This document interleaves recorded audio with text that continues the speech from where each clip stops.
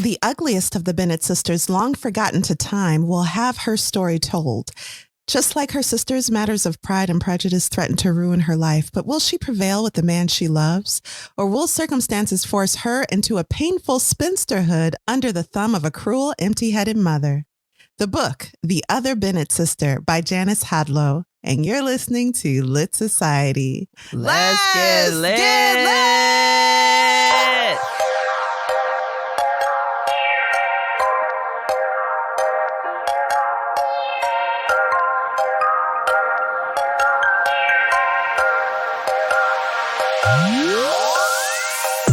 Hey y'all, this is Kari. And this is Alexis. And you're listening to Lit Society, a show about books and drama. Alexis, one of the things that stands out in this week's book is the mention of a historian from the 18th century that was a woman. Were you familiar? No. Neither was I. So let's get into this week's theme. Listeners, if you're a long-time listener or short-term listener, you know that we begin each show with a short theme, a short little discussion inspired by the book we're reading. And this week, the theme is influential women historians throughout history. So in this week's book, we talk about, or we hear about Catherine Macaulay. Am I saying that right? Macaulay. Yeah. So you weren't familiar with Catherine either. No. Our protagonist picks up a book from Catherine, names her as a historian, the writer of the history of England. Now, I did some research, and Catherine was born in England, March 23rd, 1731. So no doubt it was very unique for her to be not just a writer, but a historian, and a respected historian. Between 1763 and 1783, she wrote in 8 volumes, The History of England, and it was like a political history of the 17th century. So she was the first English woman to become a historian, and during her lifetime, the world's only female historian. Now, I'm going to talk about 3 notable historians that, after researching about Catherine, I discovered. And the last one you may have heard of.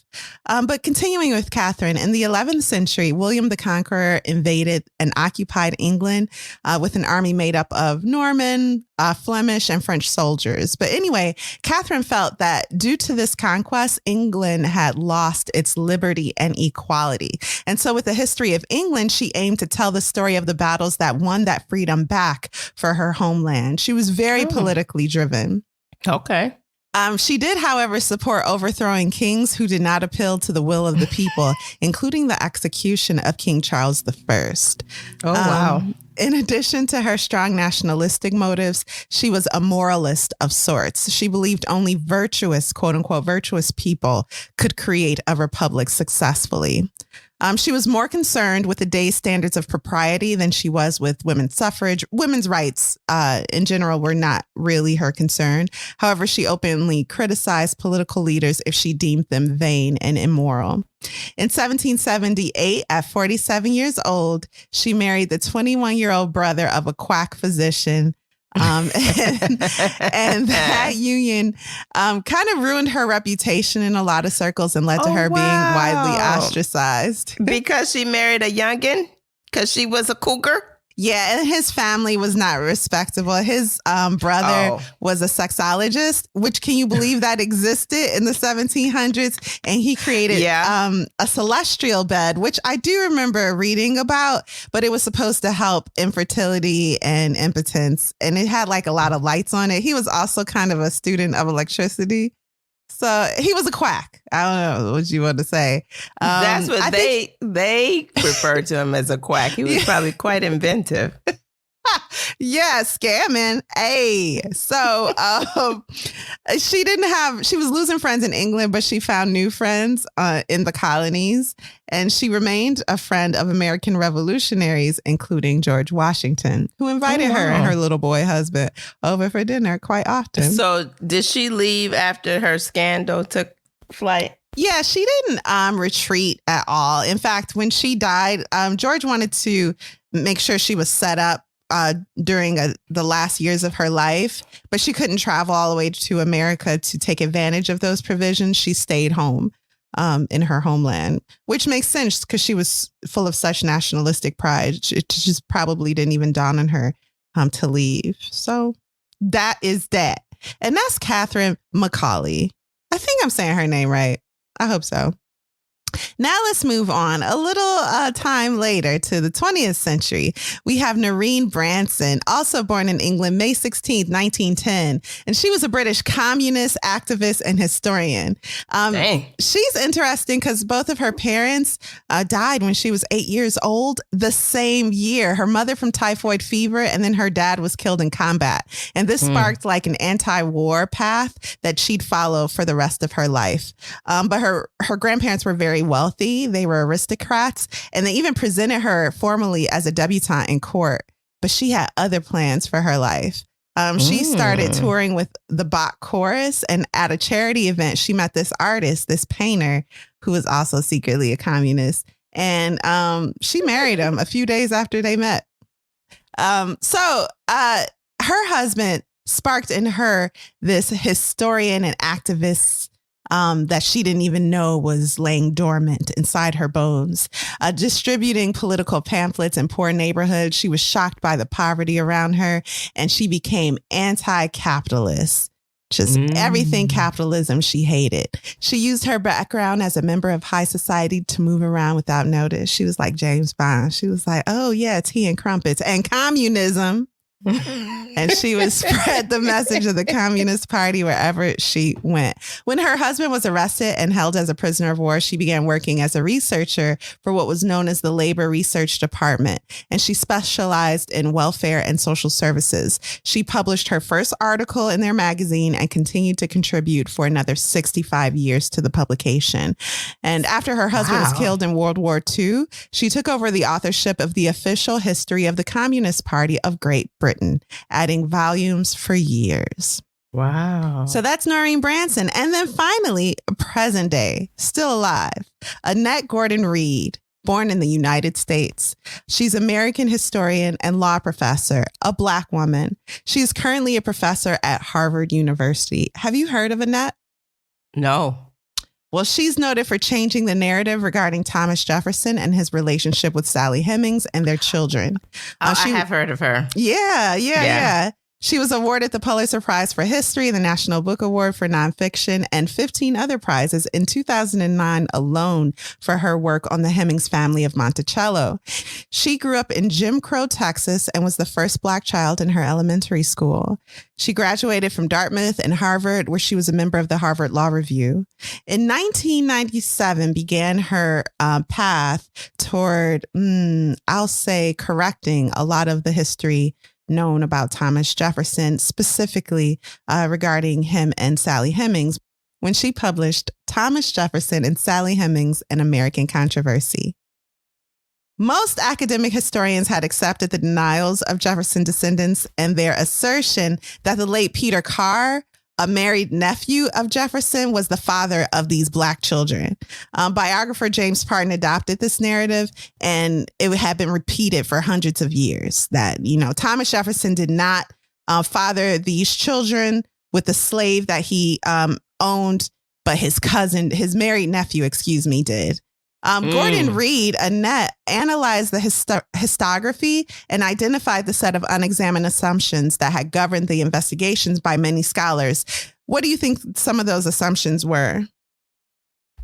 That somebody else did, and they were just trying to poison his reputation. Absolutely. Of course, there's a prejudice there, because not just against Blacks, but because they don't want this quote unquote great man to seem fallen. Those assumptions also include that white people tell the truth and Black people lie. So throughout the research and history, you could see how Black words were discarded, and the white story was always accepted as the truth. It was also an assumption that slave owners tell the truth and slaves lie. Well, Gordon Reed cross-checked the versions. I mean, really, she just did her due diligence. Like no one else did that. She cross-checked the versions of events provided by former Monticello slaves, such as Madison Hemings, who claimed Jefferson as his father. and Isaac Jefferson, who confirmed Thomas Jefferson's paternity of the Hemings children, against documented historical evidence, which they could not have access. So they would have stories throughout their family, and there would be documentation to back it up that they could have never seen. She similarly cross-checked oral traditions among Hemings descendants against such primary sources as Jefferson's papers and agricultural books. She demonstrated errors made by historians and noted facts overlooked conveniently, which contradicted their assertions that one or more of Jefferson's car nephews had fathered the children. For example, extensive documentation of Jefferson's travels shows that he was at Monticello during the period of time when Hemings conceived, and she never conceived when he wasn't there. So every time he in town, 9 months later, she pregnant. Every time. So also, all of her children were freed. That was so rare. In fact, they were the only family to gain such liberty. And that was also consistent with what the descendants stated their mother was promised. Annette Gordon Reed's study stimulated a revival of interest in the topic, but there were critics. So in 1998, a Y-DNA study was conducted of direct male descendants of the Jefferson male line. And they also studied the DNA of Carr's, the nephews. Results strongly suggested Thomas Jefferson was the father of the children. In addition to that, though, the DNA analysis conclusively excluded the nephews and their descendants as matching the lines of the Hemings descendants. So neither of the nephews could have been the father of Hemings' children.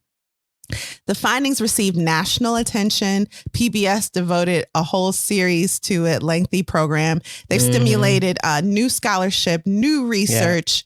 Major groups and historians have reassessed their evaluation of historical evidence related to this issue, including the Thomas Jefferson Foundation, who in 2000, now they operate Monticello. They announced, you're familiar, they announced that because of this study, they would change their exhibits, their programming, their research, and other materials to reflect the truth. And in 2001, the National Genealogical Society published a special issue on the topic. Its specialties demonstrated how their review of the weight of evidence led them to conclude that Thomas Jefferson was the father of Hemings' children. So that's that. 3 women historians, starting with Catherine McCulley, who's mentioned in our book today, Noreen Branson, and Annette Gordon Reed, still alive, still a professor at Harvard, and a Black woman from Texas. Fascinating piece of history. Thanks for sharing that. Yeah, I was really into it. Wow. Well, are you ready to take a break? Yep. All right, let's do it.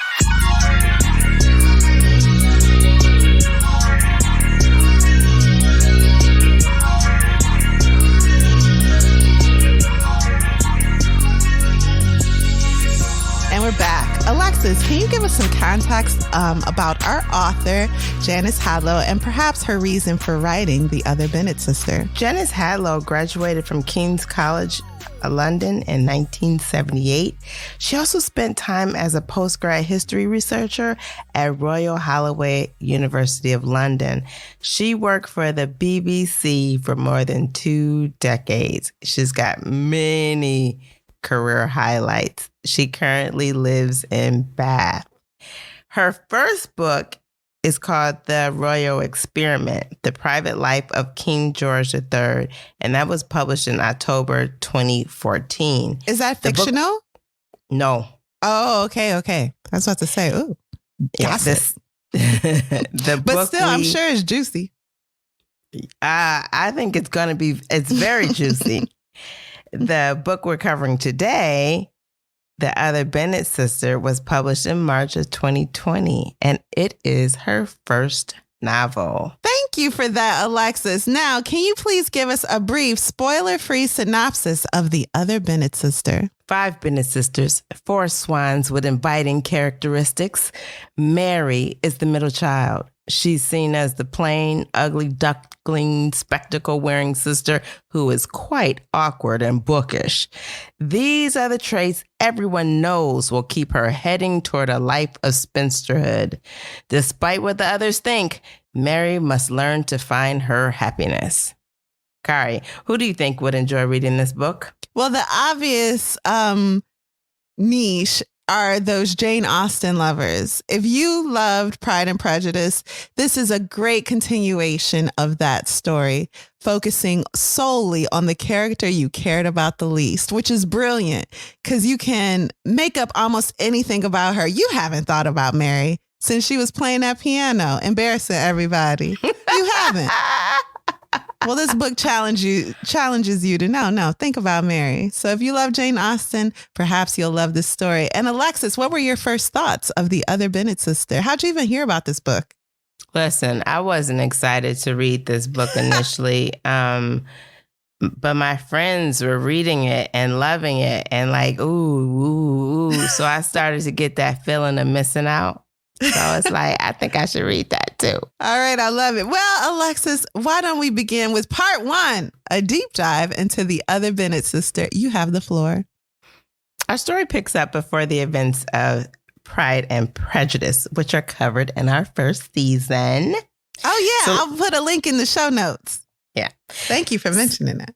So let's start by reintroducing us all to the Bennet family. We have Mr. Bennet, who is seen as a disengaged father, but we have more detail. He doesn't really care about his wife. Do you remember when we read Pride and Prejudice, we were like, oh, he just loves her. That's just how they play. I kind of hate that this book ruined it for me, but the logic was sound. He hated everybody in that house almost, except for maybe three of his daughters. 3? That's a little high.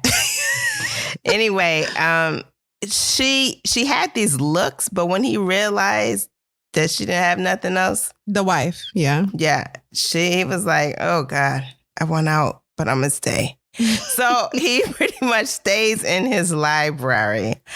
Mrs. Bennet, and Kari has some choice names for her in our Pride and Prejudice episode. I eat chicken head and go digging cow. Yeah. She is shallow. She is still that same person. That is unchanged, okay? And then they have the 5 girls. Jane is the eldest, and she's considered the most beautiful in face and form. And she also is unassuming and modest. Elizabeth is the second eldest. She's not as lovely as Jane, but she has wit and liveliness. Catherine and Lydia are the 2 youngest, and they are youthful and flirtatious. Mary is the middle child, and she is said to have neither beauty, nor wit, nor charm. The Bennets have no sons. The family has a comfortable living. They have a supporting household staff, and their husband has credit. They're considered respectable, a respectable family in society. As the book begins, it says, it is a sad fact of life that if a young woman is unlucky enough to come into the world without expectations, she had better do all she can to ensure she is born beautiful. To be poor and handsome is misfortune enough, but to be penniless and plain is a hard fate indeed. Sound logic. Don't do it. If you cannot be ugly and poor, don't do it. Just don't. Because the Bennets produce no sons, their property is subject to an entail, which restricts inheritance to male heirs. So instead of the estate going to the mother and the girls at the death of Mr. Bennet, it would go to a male heir of Mr. Bennet, some distant cousin. And the women would be left with maybe £5 and the uncertain charity of this distant relative. Wait, £5? £5. £5. Okay. Because there is a mention in the book that some men keep a mistress and give her, I think, 500, a salary of 500. Don't jump ahead, okay? Oh, just because you read the whole book, let's not, okay? No. All I'm just trying to say is that £5 is really low. It is really low. I know it's not 5,000 because Bingley has 5,000 and he's considered well off. Billionaire. Yes. That's right. Okay. So, wow. That's unfair. Mrs. Bennet was determined to have her daughters marry as quickly and advantageous as possible, meaning they needed to marry men with ample incomes and substantial properties. This was Mrs. Bennet's ultimate goal and desire for her daughters. Mrs. Bennet knew that she could accomplish this for her daughters because where they lacked large dowries, they won in beauty. Mrs. Bennet was convinced the pretty face was the single most valuable asset a young woman could possess. She was basically Kris Jenner. She believed good looks trumped all other attributes. Mary lacked the looks and the charm of the other girls. And because of that, Mrs. Bennet wasn't as kind to Mary. Mary would eventually learn from Mrs. Bennet that without beauty, no real and lasting happiness was attainable. That's what her mother taught her. So true. This is terrible. I hate that woman. Mm-mm. Listen, Mary noticed her mother never spoke of her beauty, and by the time she was 10, she found out why. She overheard a conversation with her mother and aunt and learned that her mother felt that she was plain, an ugly duckling among swans, if you will. When Mary overheard her mother's negative expressions, she also heard her aunt tell her mother to be kinder to Mary. Her harsh words might have an effect on her. Mrs. Bennet blew that off by saying Mary's looks were a great disappointment to her and they are excessively bad for her nerves. She didn't like Mary's hair. It was too straight. It didn't curl the way that Mrs. Bennet wanted it to curl. And she blamed Mary for that shortcoming. I think Mary is in better looks today, remarked Mrs. Phillips, a little less pale than usual. Mrs. Bennet sniffed. It's kind of you to say so, sister, but I'm afraid I can't agree. For so young a girl, she has no bloom at all. Not like Jane and Lizzie. Their bloom is always very much remarked upon. Indeed, they are very pleasing, agreed Mrs. Phillips obligingly. And I doubt that Mary will ever be admired as they are. But sister, I wonder if you aren't rather harsh in judging her as you do. Perhaps she suffers by comparisons. If Jane and Lizzie were a little less handsome, then might she seem prettier in your eyes? I wish with all my heart you were right, but I'm afraid comparisons don't come into it. Mary is simply very plain, and that's that. I blame Mr. Bennet's side of the family. We Gardners have always been remarkable for our appearance. Mrs. Phillip topped up her tea and looked for the sugar bowl. Well, I'm very sorry for the girl. It cannot be easy to be the only ugly duckling among so many swans. Yes, it is a great disappointment to me and excessively bad for my nerves. But I find that once I look at my other daughters, I soon feel better. So when she learned of her mother's feelings, she felt like she was the last to know. She felt like everybody knew she was plain. She was like, now why I didn't know that? I think so. I think and plain means plain. Ugly. Which I was like, man. Yeah. And Mary internalized those feelings her mother had of her looks and began to compare herself to her sisters in a way she hadn't done before. And she no longer, because of this, she no longer had this innocent way about herself. She's no longer able to be a child.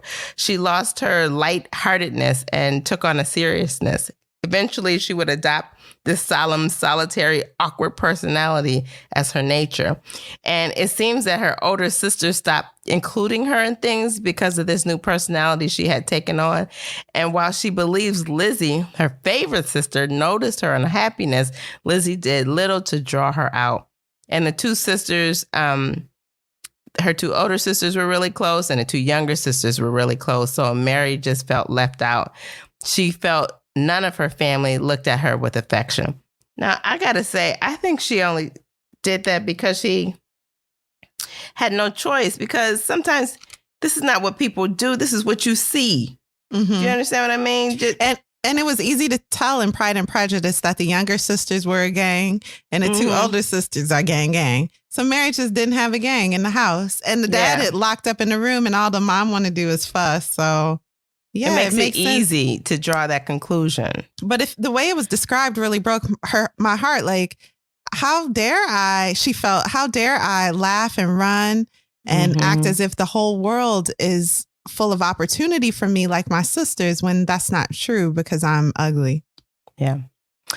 Because of these feelings, Mary tried to make herself invisible. While her sisters loved the frilly things, the ribbons, the hats, the lace, Mary chose to stick close to the plain things that didn't draw attention to her. Her goal was not to bring her mother displeasure. Mary seemed to have, though, one person on her side. And who was that, Kari? She has Mrs. someone. Hill. Oh, yeah, the caretaker of the house. Yeah. Caretaker of the house. So Mary decided that since she had no control of her looks, she would focus on something she did have control over. She was going to focus on her intellect. She was going to read more. She was going to work harder at playing the piano.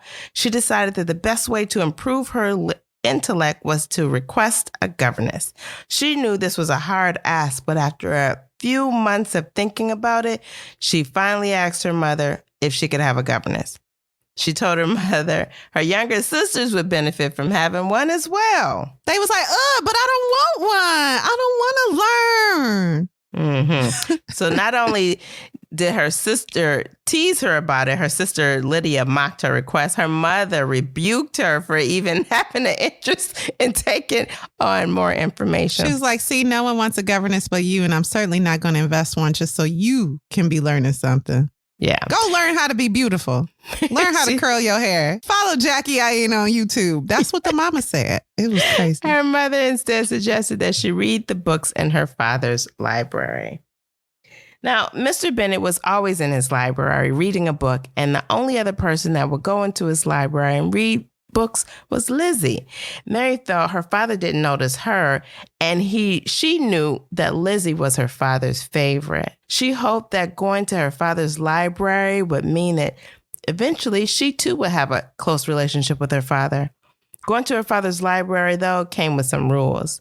The library was not a place for conversation. He didn't want idle questions. Rational calm was to prevail at all times. He was in a house with very silly women, and he didn't want their spirit to crouch in on his space, his oasis. Yeah. And so he also wanted them to return the books exactly where he got them from. And Mary agreed with these rules so she could go and pick some books. Within her father's library, she found books to nurture her mind, books on history written by women, and books written by men about how women should carry themselves. Mary was already having slight issues with her vision, but the more she read, the more she would have these vision issues. They became apparent to her. So she thought, what's the logical thing to do? I obviously need some spectacles. So can I just tell you that at this part of the book, I'm like, oh no, this is a tragedy about a girl that goes blind. I forgot that glasses are an option. Get that girl some glasses. Are you serious? Yeah, I was like, oh no, what Alexis got me reading. Oh, okay. Yeah, that's because you like to get that story told and predict it, right? Mm-hmm. Okay, all right. Yeah. So she asked her mom if the oculist could come by so she could be prescribed spectacles. Her mother's response was, why would you humiliate yourself in that way? Why? Mary just wanted to read books. She considered books a comfort and a refuge.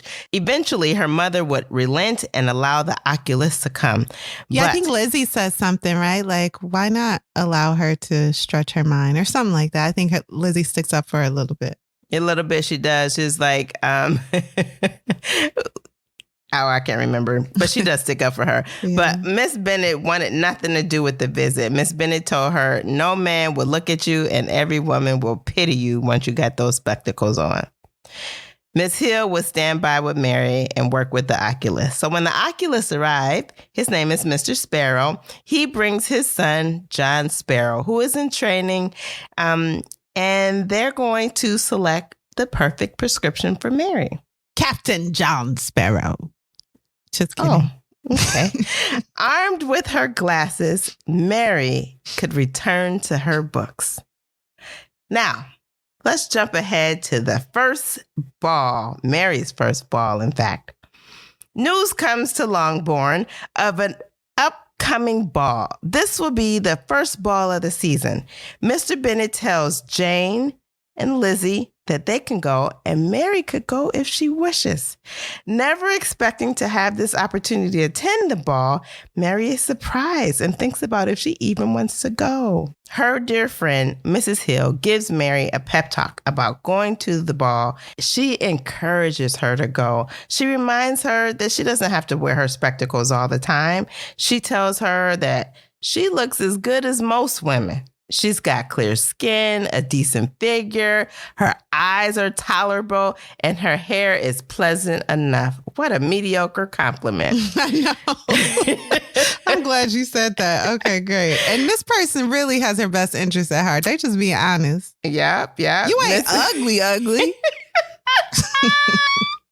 Mrs. Hill even encouraged Mary to spend less time with her sister so she could see how the rest of the women look in the world. Mrs. Hill eventually talks Mary into going to the ball.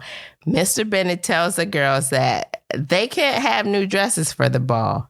Of course, they're disappointed, but Mary has her allowance money, and she and Mrs. Hill purchase some items to have a dress made for her, and it turns out lovely. So the night of the ball, Mary decides if she gets at least one dance that night, it's going to be really successful. Well, Mary gets more than one dance. She gets a dance with the oculist's son, John Sparrow. They have engaging and joyful conversation. He tells her his goals he's never told anyone, and they dance twice.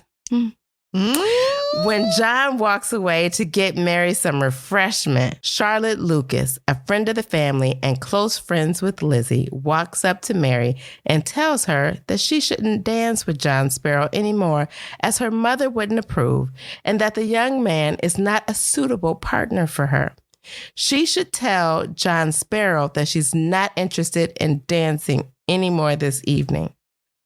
Mary is quite disappointed, but she follows Charlotte Lucas's advice and tells John Sparrow that she cannot be his dance partner anymore.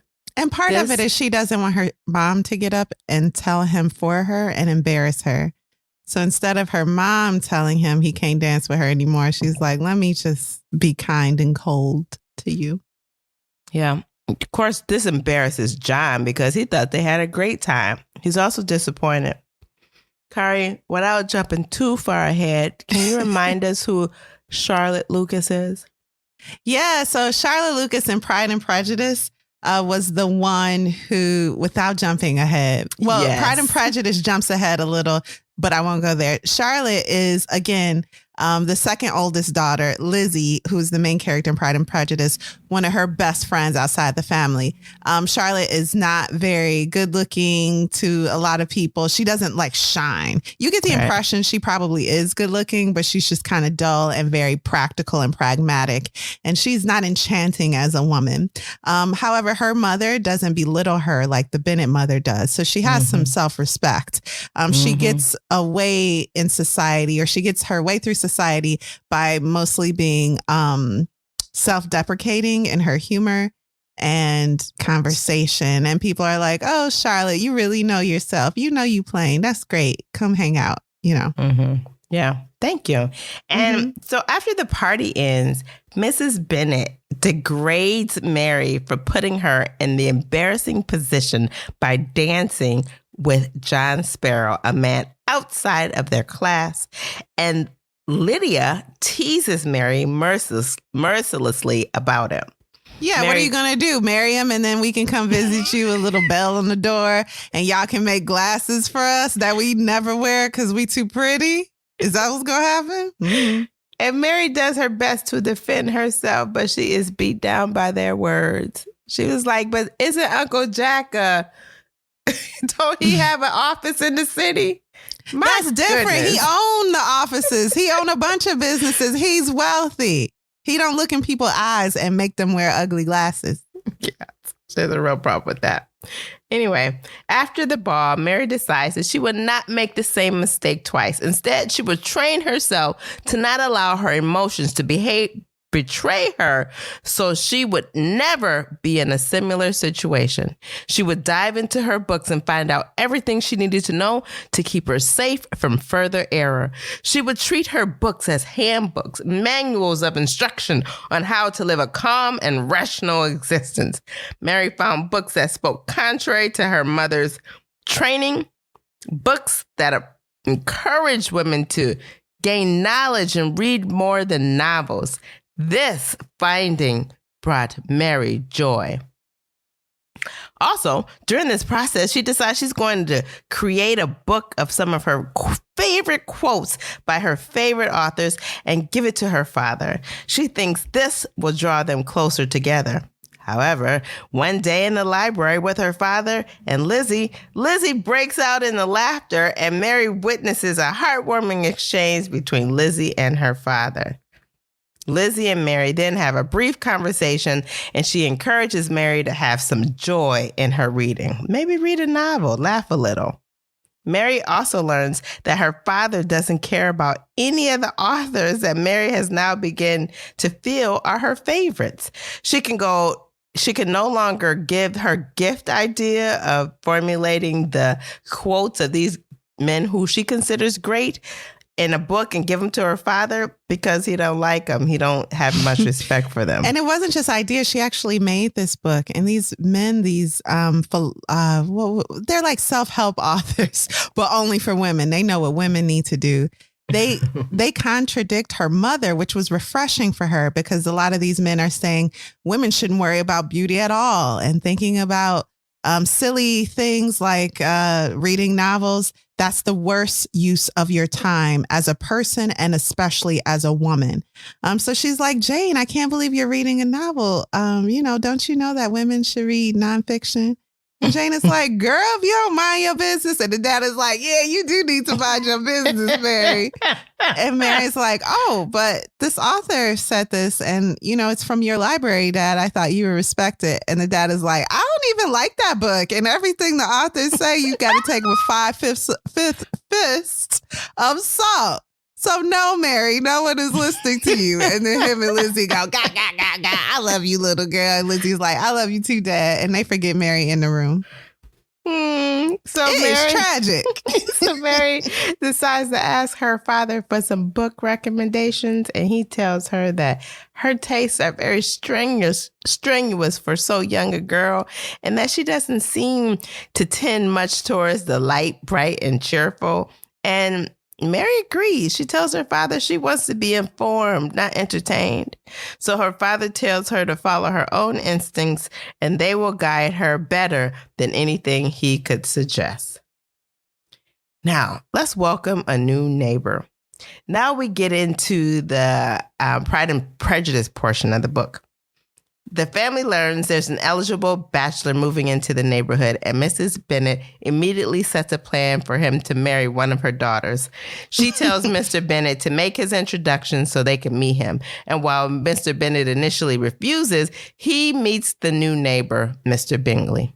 The family learns that they can meet Mr. Bingley at the next assembly. Is it the same as a ball? It's not, is it? Oh, this was in the book, though. Yeah. So what is an assembly? I think a party. I think a ball is more grand. Okay. And the party is a smaller type of thing because they've just come from something a little more grand. This is more low key, I think. It's a house party. Makes sense. That makes sense. So Mrs. Hill attempts to encourage Mary to attend the assembly and wear the dress from her first ball. Mary is reminded how she returned John Sparrow's kindness with embarrassment. So while she decides to attend the assembly, she determines she will not wear the dress from the first ball because it doesn't suit her mood. She will instead wear a plain dress and sit among the older ladies. The day of the assembly, we are introduced to Mr. Bingley's party. He has two sisters. One of them is married, and a Mr. Darcy, and he got more money than Mr. Bingley. At the assembly, Mr. Bingley first dances with Charlotte. Next, he dances with Jane, and everyone can tell right off the bat that he likes Jane. Mr. Bingley encourages Mr. Darcy to have some fun and dance with the women present. Shortly thereafter, we learn that Lizzie overheard this conversation, and Mr. Darcy refers to Lizzie as tolerable but not tempting. Mr. Bingley is lovely. Mr. Darcy is proud and rude. During the party, Charlotte has conversations with Mary. Now, Charlotte takes it upon herself to have a conversation with Mary, one plain girl to another plain girl. And she tells her that Charlotte says, I want to be married, but I have to let go. I have to let go of this idea of romance. She's now in it for a little money, a person or a man that has a little money of his own and who isn't unkind. And now that she's going, it's not that she's going to go around and start asking men to marry her, but she is tired of being a cheerleader. And she's going to take the opportunity when it comes and seize it. And this kind of comes about because Bingley dances with Charlotte first, as Alexis said, kind of as like to show himself gracious, like, oh, I'll dance with the ugliest girl in the room because that means I'm kind. Now let me go dance with the most beautiful all night long. Oh, my goodness. Oh, my goodness. Charlotte then Charlotte's like, I'm kind of sick of this role. It's like this all the time. Mm-hmm. Charlotte told Mary that she was giving her advice and hoped that she would take it. She told her, don't waste her time waiting for something to happen. Don't long for what you cannot have. Learn to recognize what is possible and seize it. That is the only route to happiness for those who are born with neither beauty, riches, or charm. Like us. That's what she said. That's what she said. Fuglies like us got to get real, girl. Okay, bye. Yeah, exactly. Some days later, the Lucas family invites the Bennets to a dinner party. This bothers Mrs. Bennet to no end because she is now concerned that Lady Lucas is trying to get, now that's Charlotte's mom, Lady Lucas is trying to get Mr. Bingley for Charlotte. And everybody knows that Jane is the most beautiful and Mr. Bingley has already eyed her, but this enrages Mrs. Bennet. That's quickly cleared up when the Bingley sisters receive an invite the next day for Jane. The Bingley sisters invite Jane to join them at Mr. Bingley's house. Now, Mrs. Bennet sends Jane in hopes that she would get sick and stay longer. Lizzie is incensed, and of course, and demands, why would you do that? But indeed, Jane does get sick and she stays longer. Lizzie ends up going a couple days later to make sure her sister is well. And she says, oh no, she's terribly off. And she stays with her. And then Mrs. Bennet is confident that after the time Jane spent with Mr. Bingley, she will get a proposal. And if you're confused about any of that, you can either read Pride and Prejudice or listen to our coverage of the book. That's directly from it. Mm-hmm. And we was mad about it too. That girl could have died. Could have died. At one point, the family is invited to come check on Jane, but Mary doesn't go. So, and Kari, can you kind of explain why Mary doesn't go when the family goes to see Jane? Yes, I can explain it. So Mary really does want to be a good girl who her parents love and admire. So the mom is like, Lizzie, don't go check on your sister Jane because you'll just get in the way. And I want her to stay at the house for as long as she can to win over the affections of Mr. Bingley. And Mary goes, yeah, Jane. I mean, Lizzie, if it was really a big deal, Mama wouldn't be so cool about it. And they would have called a hospital or something. So Lizzie goes and finds her sister really, really sick. And Mary feels bad that she took her mom's side instead of encouraging Lizzie to go. Mm-hmm. That's some of those feelings that Mary is trying to squash down, but she's realizing that they come in handy when they move you to action in some way. Yeah, there's nothing wrong with having feelings. Yeah. She's learning that slowly. So while home alone, Charlotte stops by and she shares more insight. She's like, listen, If Jane was over there all that time and she didn't do nothing, she wasted her time. And Mary is like, but she had just met that man. What's she supposed to do? She got to get to know him. If she's sick, how can she do that? And Charlotte is like, you got to use your time wisely, okay? It only makes sense, okay? A few days later, a guest is expected to arrive at the Bennet home. Mrs. Bennet believes it's Jane's proposal. Instead, it turns out to be Mr. Bennet's cousin, Mr. Collins. Mr. Collins is the one who will inherit everything at Mr. Bennet's death. Mr. Collins is a clergyman and he is looking for a wife and he expects to find one among his cousins. He is eyeing the beautiful Jane. The family doesn't quickly take to him. In fact, Mr. Bennet considers him absurd. He was pompous and puffed up. After dinner, the family they get tired of being polite to him, and Mr. Bennet suggests that Mr. Collins entertain them by reading aloud. A book is handed to him. It's a novel, and Mr. Collins says, I never read novels.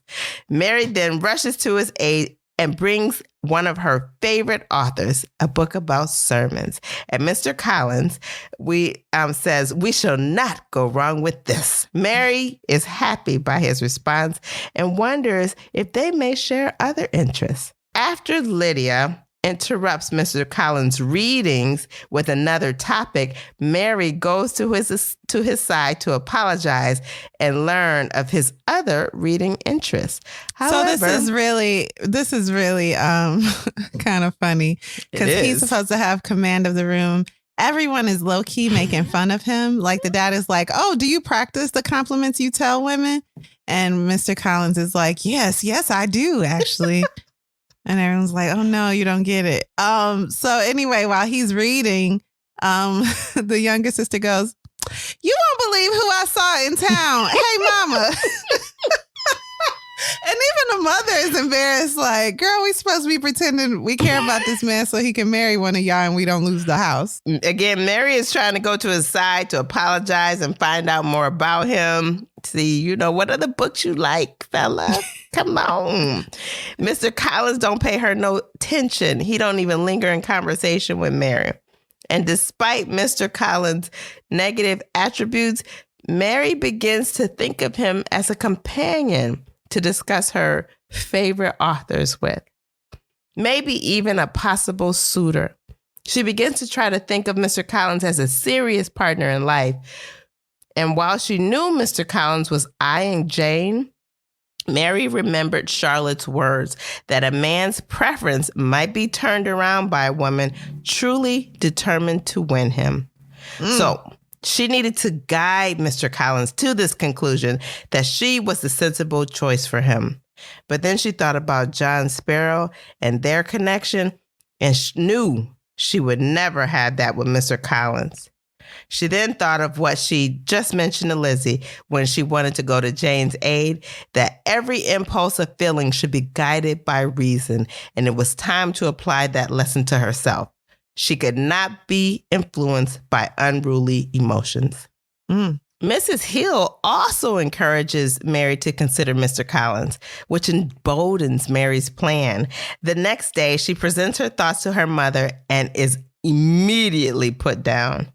She learns that her mother has no interest in promoting her and that if her mother would not help her secure Mr. Collins for herself, then she must do it alone. She told herself there was no alternative to Mr. Collins. That is essentially, she felt like that was her hope. She like, he don't like to have fun. I don't like to have fun. We perfect for each other. What more is needed in a happy marriage? Mm-hmm. And the mama is like, Mary, don't nobody want him. I mean, won't you? The mother is like, Mary, don't nobody want you. For real. So what we need to do to keep this house is make sure one of the pretty girls gets married to him. Because if we throw you at him, we ain't never going to see this house again. He might kick us out today. So goodbye. Mary put Mary put herself out there. She was kind to him. She tried to offer him books that he might enjoy reading, but she just couldn't grab his attention. She finally played the piano for him and she caught his attention, but she wasn't able to hold it. Then there was word of an upcoming ball hosted by the Mr. Bingley. The whole family would come and Mary would use this opportunity to try to reel in Mr. Collins with her piano skills. And she was going to get some extra lessons too. She wanted to even throw in a little sing song. Even though practicing. She hitting them Mariah Careys and she gonna show them. And even though her music teacher told her that is not her strong suit, please don't focus on that. Focus on your piano skills. And Mary's like, with my intellect, my growing intellect, if I just try hard enough, I can sing like Whitney Houston. Duh. She like, I got this. I got this. Mm-hmm. Mary was determined not to be told what to do because she was trying to get a man. Off to the ball they go. When Mary asked Mrs. Hill to prepare the dress she wore for the first ball, Mrs. Hill is delighted. Mrs. Hill told Mary, this is the perfect occasion to show yourself off. On the night of the ball, Lizzie goes to tell Charlotte about Mr. Collins, and together they laugh about him. Charlotte then gets some more detail from Mary, and Mary explained all that she could recall. They go on to agree that Mr. Collins is not right for Lizzie, but he could be right for some other woman. As Mary speaks, Charlotte tells Mary that their previous conversations about Mary must have made a great impression on her. She said her conversation was like listening to herself. Next, it's time for Mary to perform. Mary's first piece went over well. It was brilliant. There was applause in the room. Her second piece, she had to sing. And she quickly realized that that was the wrong decision as the tone of the room changed. She should have listened to her music teacher. Singing was not her strong suit. Mr. Collins wasn't anywhere in sight. And after she finished playing, her father came up to her and told her, could you let somebody else play? Don't hog the piano. She wasn't finished. She was not finished. He braved the crowd and walked up to her and put a kind hand on her shoulder and said, girl, you're embarrassing us. Come on, darling. Mary was ashamed and embarrassed. Lizzie came Has that ever been you? Have you ever sung for a room and felt like they were... You haven't? No, I sung for my sixth grade theater production, right? Yeah. And I almost won that, ma'am. So no, I haven't had that experience. I love it. Well, I have tried out for many a musical, confused by how I did not get the starring role. Dumbfounded. I still don't understand. Now, did the other person sing better than you? Everyone can sing better than me. So, my intellect. That is not the point, okay? Not the point. Oh, so, I see. Yeah. Okay. It's fine. Moving on. When Lizzie comes over to comfort Mary, Mary would not be comforted because she knew that Lizzie had sent her father over there to remove her from the piano. Mary told Lizzie she only did it to save her from embarrassment in front of people that she wanted to oppress, and Mary was furious. Charlotte came to the rescue and took Mary outside, and as they walked outside, Mary knew her chances with Mr. Collins were out the window as he paid her no attention, even at her most embarrassing moment. Yep. He's like, now too bad I didn't prepare a song to dazzle the room. That's what he's saying. That's what he's saying. That's what he's saying. The next day was filled with excitement. And in that excitement, the family forgot that they had invited Charlotte Lucas over for a visit. That morning, Mr. Collins proposed to Lizzie and she declined. Oh, Mr. Bennett. Miss Mary thought this was an opportunity to try to gain Mr. Collins' interest, but she quickly reconsidered. Charlotte comforted Lizzie through Mr. Collins' intense interest and when he finally withdrew his claim for her heart. Mary, however, noticed that Charlotte's eyes brightened. Mary would later see that Charlotte was walking arm in arm with Mr. Collins as she looked out the window. Then word came from Miss Bingley that Mr. Bingley and all their party were urgently called away to London, leaving Jane emotionally distraught because they expected a proposal. After a dinner at the Lucas home the following evening, everybody noticed how amiable Charlotte was being to Mr. Collins. However, when Mary questioned Lizzie of Charlotte's interest, Lizzie blew it off. Later, Mrs. Bennet would tell Mary that she is ready to present her to Mr. Collins. And Mary's like, but I asked for that like days ago. Shut up, you ugly girl. Yeah. Mary is like shocked. She's like, it's too late for that. The opportunity is missed. Don't you understand? You're not even paying attention. Yeah. Soon after, guess what we learned? Charlotte Lucas has accepted Mr. Collins' marriage proposal, and they will be married at the end of the month. When Lizzie hears about that, she is horrified. Mary and Charlotte discuss her new situation. Mary tells Charlotte that she did try to go for him, but he wasn't interested. Charlotte offers Mary a last bit of advice. She tells her, it's hard to persuade anyone, especially a man, that your regard is worth having if you have none for yourself. Oh, and then she's like, that's the last bit of advice I'll ever give you. It's not. It's not, though. Mary soon realized she wanted more for herself. She didn't want to be lonely. She wanted someone who would not think of her as awkward and plain, who liked the things she liked, someone she could love and would love her in return. She didn't want what Charlotte had. Charlotte didn't love Mr. Collins. She simply didn't want to be alone. Now, let's fast forward. These are the fast forwarded events of Pride and Prejudice. Lydia gets married. Lizzie and Mr. Darcy get married. Jane and Mr. Bingley married. 3 daughters are married in the course of a year. Mrs. Bennet is very pleased. The following year, even though the younger one got married under scandalous circumstances. Scandalous. She's still pleased. Her daughter is married. Kitty is married to a respectable clergyman and has a handsome living, and leaving Mary alone with her parents. Then Mr. Bennet dies. He dies. Yeah, I'm sorry. Pause. The dad is dead. He died it. Yes.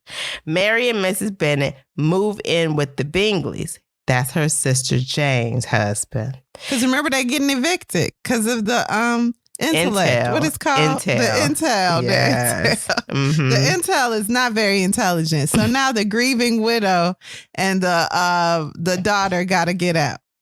Yeah. So that Collins can move in with Charlotte. Oof.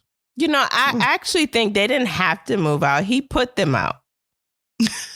He wanted to start his life in his house. Yes, yeah. So while Mrs. Bennet loved being with Jane, Mary hated it because Carolyn Bingley bullied her, and that's Jane's husband's sister, her sister-in-law. Jane's sister-in-law. Jane's sister-in-law. That's a good way to say it. Also, Lizzie's rival for Mr. Darcy back in the day, although Darcy never wanted that handsome woman.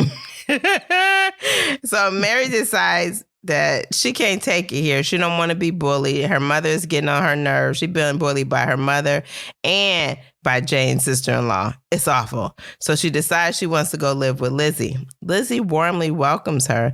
Lizzie has a son now. However, when Mr. Darcy returns with his sister, Georgiana, Mary felt like she didn't fit in. She didn't have that welcome feeling anymore. They were like a tight little circle, and anybody else, there was no room. There was no room for her. Exactly. So Mary felt it's time to return to Longbourn. So she sends out a letter to Charlotte, and Charlotte says, come on, girl, hang out. Mary looked forward to being with someone who understood her plight and wanted to see if Charlotte's theory had proved true. Was a marriage founded on self-interest rather than love the way to go for Mary? When Mary returned to Longbourn, the home was upgraded from when they lived there. almost unrecognizable. Charlotte, too, also had a young son, of which she was very proud. Mrs. Hill was also still at Longbourn.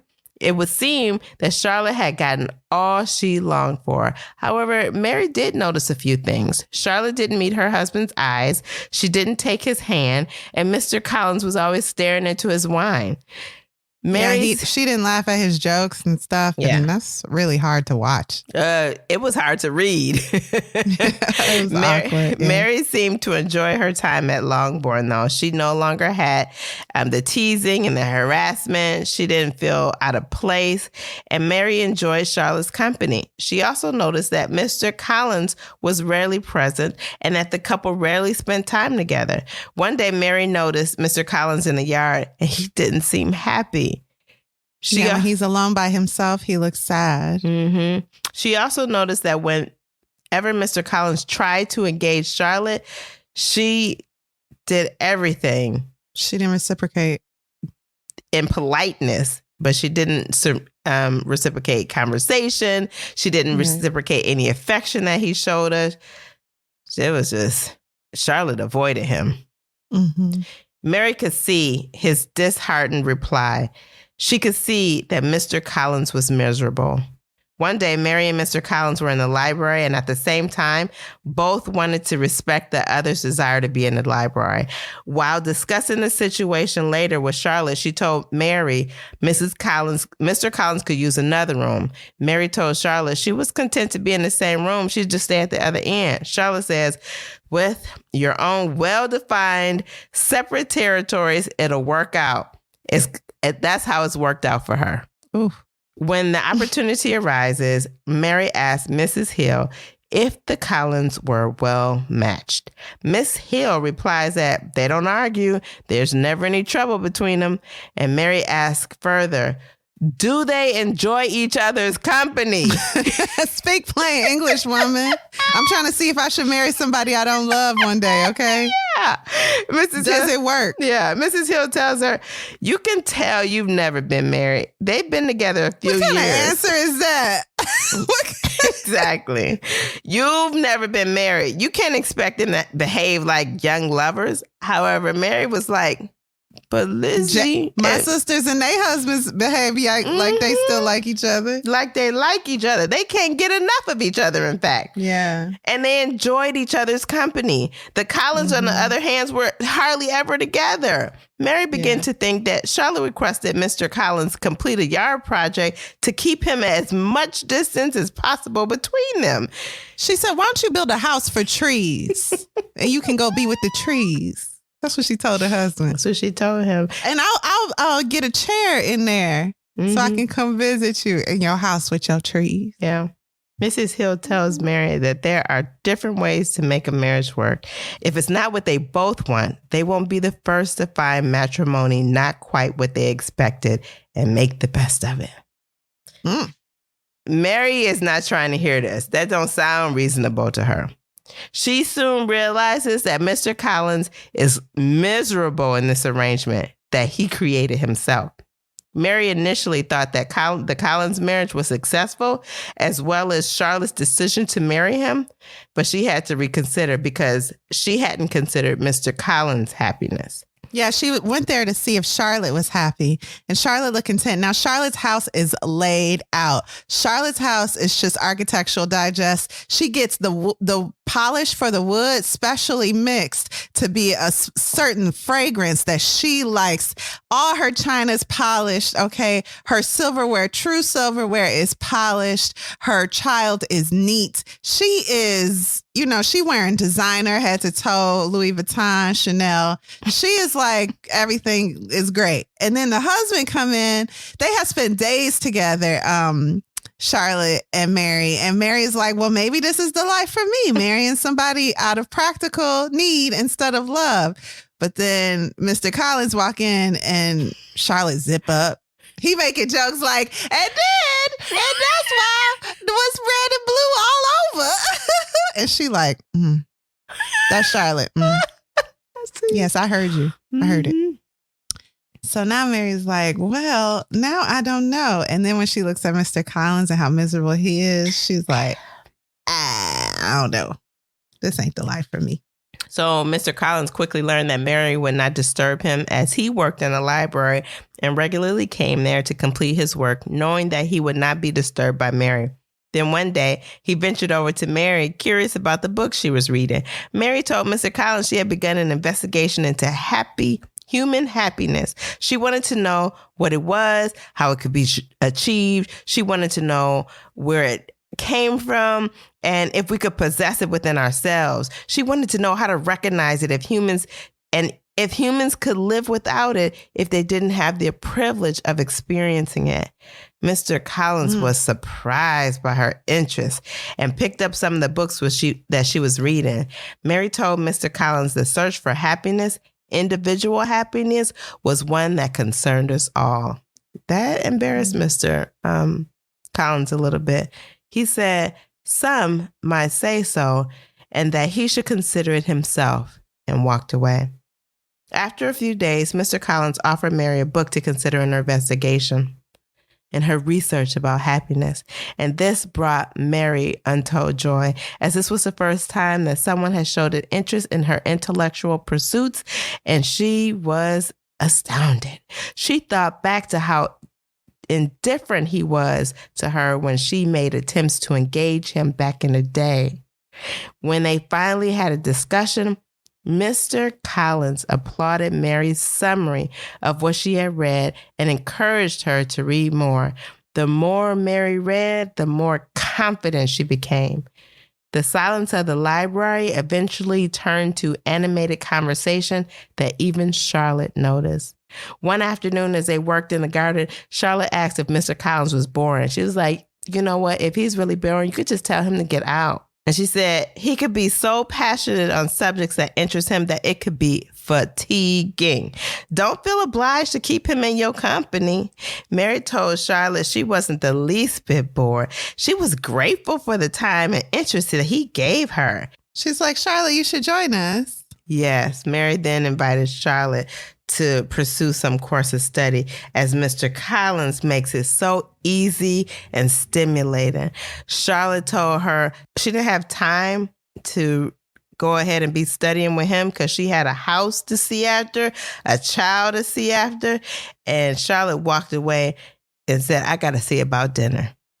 Mary was like, I think she was a little hurt with me. Yeah. She didn't notice that she had offended. She had just realized that she had actually offended Charlotte.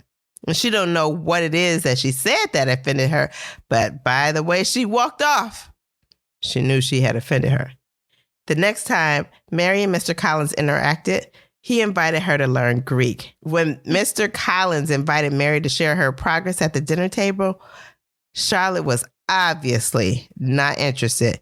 And that made Mary uncomfortable. She had progressed well, but when she presented before Charlotte, she was fumbling over her words. When Mr. Collins mentioned he would be gone for the evening and that the ladies need to entertain themselves, Charlotte told Mary that she was going to bed early, and Mary offered to assist her with anything, and Charlotte told her that she would manage. She was very busy. Now, what is it? Are you busy or are you going to bed? That is obviously a problem here. Yeah, so Charlotte's starting to feel uncomfortable in her own home, and that's making Mary feel uncomfortable in Charlotte's home. Meanwhile, Mr. Collins is like, finally, someone to talk to. He is.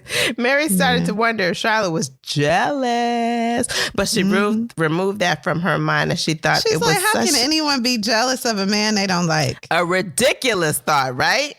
She felt that Charlotte would soon realize how silly that thought was and laugh about it later.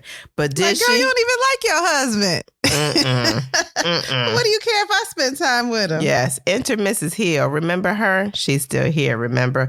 She noticed that Mr. Collins was spending more time with Mary than with Mrs. Collins. And Mary is like, what's the big deal? Charlotte and him don't even have these interests. Mrs. Hill warns her that she needs to consider that other people may draw conclusions rather they try or not. And I feel for Mary because they really are having an innocent relationship where they share common interests. Yeah. And he can't get anyone else in his life to care about anything he cares about. So he's like relieved, like, oh, I'm not crazy. This is interesting to someone. Yep. And she feels the same way. But everyone else is like, why are you two people that don't nobody want talking to each other? Yep. So Mary realizes she has again allowed pleasure to overwhelm her judgment and immediately thinks about what happened with John Sparrow. Mary decided to give up her Greek lessons with Mr. Collins as well as her time spent in the library. When she tells Mr. Collins that she wanted to give up her lessons so as not to bring unnecessary attention to them, Mr. Collins told Mary he couldn't allow their time to end without telling her how much he enjoyed it. He tells her of her life growing up and how of his life growing up, of how his father was verbally abusive towards him and how he knew he was awkward and tried to improve, but it didn't work. And now here he is with a home, a wife, a child, and he still feels alone. He realized that he and Mary had more in common than he thought and found himself truly happy when they spent time together. He tells her that he did not see what was right before his eyes when Mary tried to make herself visible to him. Suddenly, he turned away from the window and looked directly at Mary. But then you arrived, and we began our lessons. I did not think much of it at first, but you were clever and eager, and I liked that. I was easy in your presence. I found myself happy when we were together. Oh, sir, please don't say any more. It makes me so sad. Our minds are congenial. Our tastes are similar. I began to think how different my life might have been if I had been less foolish when I first arrived here looking for a wife. I did not understand then what makes a marriage work. I did not see what was right before my eyes. If I had not been so thoughtless or so hasty, I might have chosen someone who, in time, could perhaps have learned to love me. I might have chosen you. Mary could not speak. Two emotions rose up in her with such power that she closed her eyes, waiting for them to abate a little so that she could control herself again. The first was pity. It moved her very much to see Mr. Collins expose his secret self to her, to confess his loneliness and despair. She was no stranger to such sensations, and they provoked in her the strongest response of fellow feeling. But at the same time, she found herself consumed with rage, with a fury so intense that she wanted to hammer her fists at him, to shout and scream, "Why were you so blind? Why didn't you see me when I did all I could to make you notice? Why did you not understand that of all of them, I was the only one who might have suited you? Why didn't you ask me? Then I would be here and settled and secure and content, and we would have lived better together than you do now, because I would have been more grateful, kinder than she is." But she took a few deep breaths and looked up, certain of what had to be said. "I am very touched, Mr. Collins, by your words. You speak so warmly that I cannot fail to be moved. Like you, I have not been used to much affection, and for those reasons will always think fondly of what you have said. But I think you understand as well as I do that nothing can come of it." Yeah, Mary is absolutely high because at the time she felt strongly that she would make a better match, but no one listened to her. She tells Mr. Collins she's touched by the words, but it's over. She tells him to talk to Charlotte the way he speaks to her. She has the capacity to become the wife that you want. And she leaves the room. All the while, Charlotte watches their animated conversation from the garden. Mm-hmm. At the next meal, Mary could clearly see that Charlotte is acting different. She touching her husband's hand, engaging with him, telling him stories about their Sunday. Yes, laughing at the jokes. And she is even treating Mary as she did when they first arrived. Charlotte told Mary that Mr. Collins won't be in the library anymore because they're going to be in the yard together working. Days later, Mr. Collins announces the arrival of Lady Catherine. And while he won't be there to receive Lady Catherine, Mrs. Collins can do it herself. Mm-hmm. Remember, Lady Catherine is his patron, and he like worships her feet, like in real life. Yeah. It's gross. When Lady Catherine enters the picture, she immediately suggests that Mary has nothing going for herself. It suggests that being a governess would be the way to go. Mary boldly tells Lady Catherine that she does not aspire to that lifestyle. Lady Catherine ignores her and tells her that she has no choice. She can't go on living with her sisters. You know how foolish you look? Much less stay with the Collins any longer after Lady Catherine They're not leaves. even your blood. Let me get you out of here and get you into somebody's house to teach their kids. Yeah. More than not blood. After Miss Lady Catherine leaves, Mary asks Charlotte why she would put those thoughts in Lady Catherine's mind. And Charlotte is like, that wasn't my intention, but the more I heard it, the more I thought that's a good idea. So I think Charlotte called Lady Catherine over. I think so too. Yeah. I think she so sent too. Lady Catherine a note and was like, this woman is in my house. You need to do something to help me out, please. You're great at telling people what to do with their lives. Come tell her. I think so too. That was my conclusion. Yeah. Charlotte was like, and honestly, you can't really stay that much longer. Yeah. But I want you to stay, but you got to go. That's what she told her. And Charlotte tells Mary that the time she spent with her husband opened her eyes in a new way, and she realized that she could make some improvements within her marriage. And in order for them to keep improving, Mary can't be here. So Charlotte tells her. And I get that, but she also takes a little she's like, I know that wasn't your intention, but seeing you laugh with my husband made me want to try to laugh with him a little. And actually, Mary is the one who told him, you need to speak frankly with your wife and try to make a friend of her like you've done with me. So, but Mary, to her credit, doesn't try to defend herself. She's doesn't. Like, she's very good at that. She just let them dogs lie and move on. Because really, what's the point? Yep. You don't want me here? Okay. Charlotte tells her she needs to figure out quickly where she's going to go, because once Lady Catherine gets it in her mind, she is determined, and you will be a governess some doggone where. And I was like, what that mean? They gonna arrest her and make her be a governess in somebody's house? I don't get how somebody just make you take a job. Listen, Mary decides to write to her aunt and uncle in London and request a visit, and they reply back, and they said they're glad to have her. Mrs. Hill is distressed to see Mary go, but she told her that one day she will come back here a married woman, and that is what she deserves. As Mary boarded her coach to leave for London, Mr. Collins helped her in and placed a small package on the seat beside her. When the coach drives off, Mary opens the package and saw the Little Greek dictionary and a small piece of paper with one line of writing. In Mr. Collins' handwriting, it said, "Happiness depends on ourselves." And that brings us to the end of part 1. Shall we take a quick break?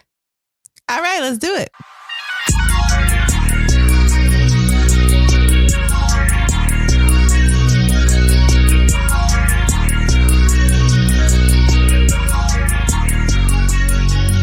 And we're back.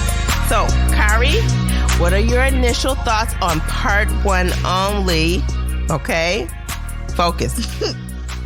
So in this episode, we covered part 1 and part 2. And I will say I picked up this book. I picked up the audio version free from Hoopla, and I was not interested. Really? I was just trying to get it done for the podcast. Wow. And in the first chapter, I was really taken in, just as I was with Pride and Prejudice by Jane Austen. Kudos to the author so far for following the same tone as the original inspiration, and really respecting each character, giving them new layers, but respecting the original source, the work that Jane Austen did. It just flows brilliantly. So far, I did finish the book today, and all I'll say is that about part 1 and part 2, I am really into it. Alexis, what are your thoughts of part 1 and part 2 of The Other Bennett Sister? Okay, so I immediately loved it because, like you said, it just jumps right into that story. It keeps the characters in there. The tension that they have between each other. Yeah, you can feel that she's just filling out the characters. She's giving them a little more. Extending their life, if you will. That's what she's doing. And that is really fun to read. hearing Charlotte role expanded, that was really cool to me. And it's like we now know why she acted the way she did, what her motivation was, and I totally love hearing that. And then there are scenes I think about within the movie and in the book, and I'm like, oh, that makes sense. That fits perfectly as a reason why this would have happened. So cool. So far, I'm really loving it and can't wait to cover the third and fourth part 2 next week. Yes, and part 2 of our The Other Bennett Sister episode. Well, that's it, you guys. Next week, join us Thursday for part 2 of The Other Bennett Sister. And thank you for listening to Lit Society. We'll see you next Thursday. Lit Society. I don't know. I'm speaking like a child show host. Lit Society is brought to you by Alexis Honoria and Kari Herrera. Support the cause by leaving a 5-star review for our show on Apple Podcasts, along with a comment about why you absolutely love us. We love you too. We love y'all too. If you've enjoyed what you've just heard, tell a friend about Lit Society. Visit litsocietypod.com for show notes, this month's book list, and to sign up for our amazing email newsletter. And until next time, read something.